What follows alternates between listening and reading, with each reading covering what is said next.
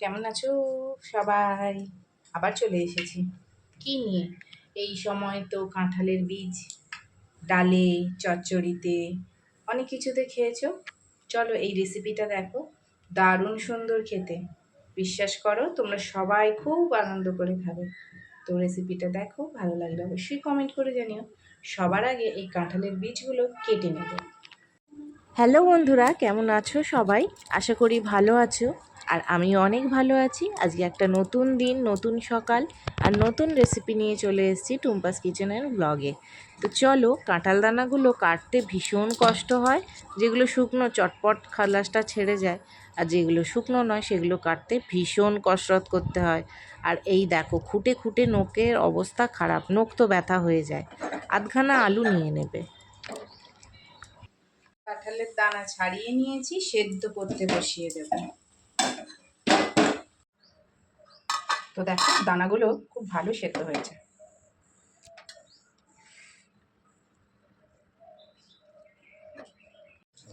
যেহেতু তরকারিতে আর কোনো আলু দেব না, এই আধখানা আলু খুব ভালো একটা কাজ করবে। গ্রেট করে নেবে ভালো করে, বেশি গলাবে না।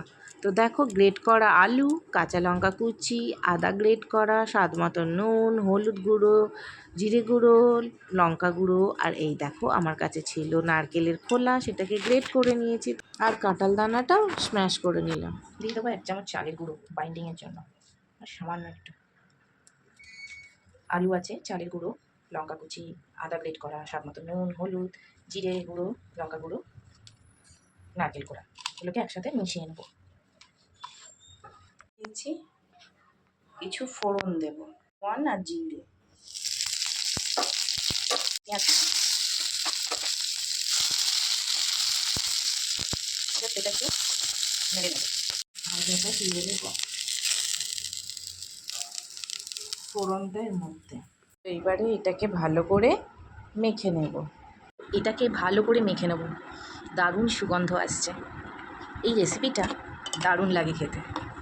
আমার ঠাকুমা এই কাঁঠালের সময় এই দানাগুলো দিয়ে এইরকম একটি রেসিপি বানাতো, যেটাকে বলতো কাঁঠালের দানার বড়া ঝোল। ঝোলও বানাতো, আবার অনেক সময় ডাল করতো, ডালের সাথে এরকম ভাজা। নিরামিষের দিনে পেঁয়াজটা দিত না, আমি একটু পেঁয়াজ দিলাম, পেঁয়াজ ঠাকুমাও দিত। পেঁয়াজটা দিলে বাড়ির সবাই খুব ভালোবাসবে খেতে। আর নিরামিষের দিনে পেঁয়াজটা বাদ দিয়ে দেবো, ব্যাস। তো চলো, এটা খুব ভালোভাবে মাখা হয়ে গেছে। এবার এটাকে সুন্দর করে গড়ে নেব চপের মতন। এই দেখো, এরম মন্ডা করে করে। যেহেতু আমি একা হাতে বানাচ্ছি, তো একটু সময় লাগছে। দেখো এইভাবে, দেখতে দারুণ, খেতেও কিন্তু ভীষণ ভালো। এরম করে পাকিয়ে নেব। এই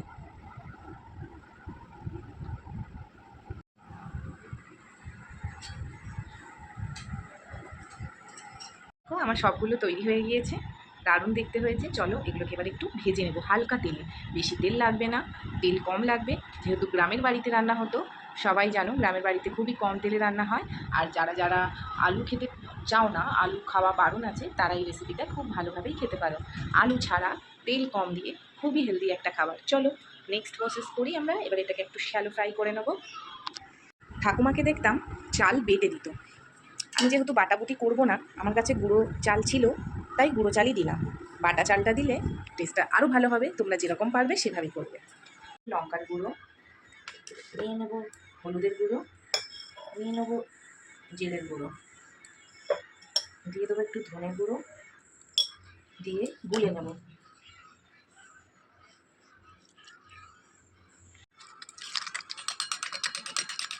মশলাটা গুলে রেখে দিই। দিকে যেহেতু খুব কম মশলায় রান্না হয়, তাই আমি সামান্য একটু মশলা জলে ভিজিয়ে নিলাম। ওখানে তো বাটা মশলায় রান্না হয়, তো আমি সামান্য একটু মশলা দিলাম।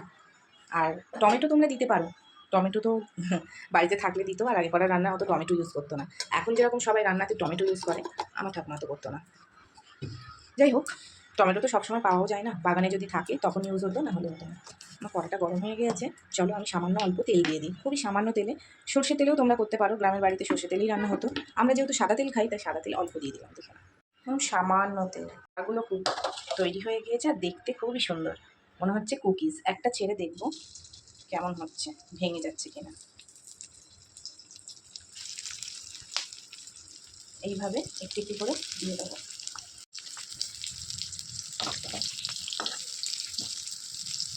দেখো, জাস্ট একটু এপিট ওপিট পাল্টে নেবে,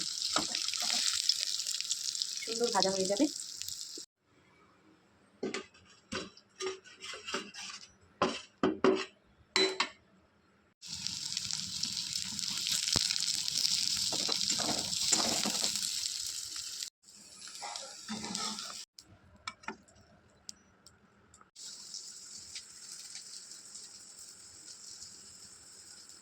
এগুলো এত সুন্দর হয়েছে, ছোটবেলায় ঠাকুমা ভাজতো আর টপাটপ খেয়ে নিতাম।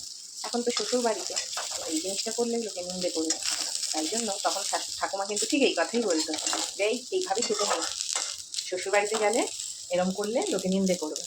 যাই হোক, সেই অভ্যেসটা শিক্ষাটা রয়ে গেছে।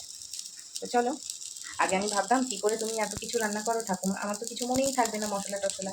কিন্তু জানো তো, যারা রান্না করতে ভালোবাসে বা দেখেছে মা ঠাকুমাদের সাথে বসে দেখে শিখেছে, তাদের রান্নাগুলো তো হারিয়েই গেছে। কিন্তু মাঝে মাঝে সময়ও কম থাকে, কিন্তু যাদের সময়, একটু সময় বার করে এরকম হারিয়ে যাওয়া রান্না বানাতেই পারি। তো চলো, আমার সব ভাজা হয়ে গিয়েছে।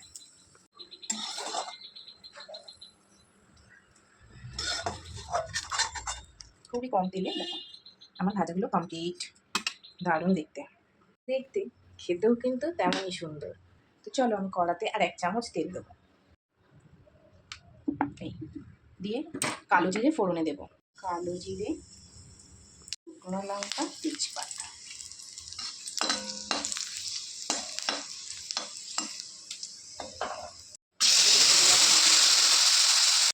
তোমরা দেখতেই পাচ্ছ বন্ধুরা, খুবই কম তেল আর খুবই কম মশলায় এই রান্নাটা করব আমি। একদম ট্যালট্যালে ঝোল, কিন্তু নামাবো যখন একদম ঘন হয়ে যাবে। আর বাটা মশলা রান্নাটা যেহেতু গ্রামের দেশে হয়, আর আমি এখানে গুঁড়ো মশলা দিলাম, তাহলে বুঝে নাও কীরকম মশলাটা দিতে হবে। একে একে ঝোলে বড়াগুলো দিয়ে দেব। ঝোলটা ফুটে উঠেছে, বেশি ফোটানো যাবে না, তো একটু বেশি করেই ঝোলটা রাখতে হবে, কেন বড়াতে সব ঝোল খেয়ে নেবে। তো দেখো, অনেকটাই ঝোল রেখেছিলাম, ঝোলটা অনেকটাই কমে যাচ্ছে। চলো এবারে একটা পাত্রে ঢেলে নিই। আর এই নারকেল কোড়াটা দেওয়াতে স্বাদটা এত সুন্দর লাগে যে বলে বোঝাতে পারবো না। একটি কমেন্ট করে জানিও তরকারির কালারটা কেমন হয়েছে।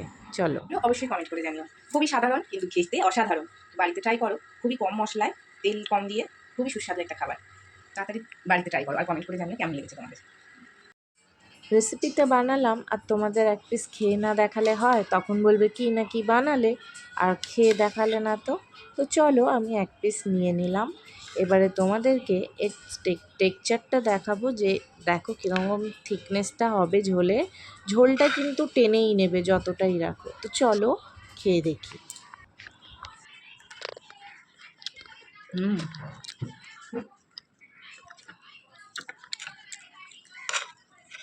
অসাধারণ খেতে, খুব টেস্টি। ভাত দিয়ে, রুটি দিয়ে খাওয়াই যায়, একদম মাখনের মতন টেস্ট। আর হাতে দেখো দিলেই গলে যাচ্ছে। আজকের রেসিপিটা খুবই সুস্বাদু। তোমাদের কেমন লেগেছে অবশ্যই কমেন্ট করে জানিও।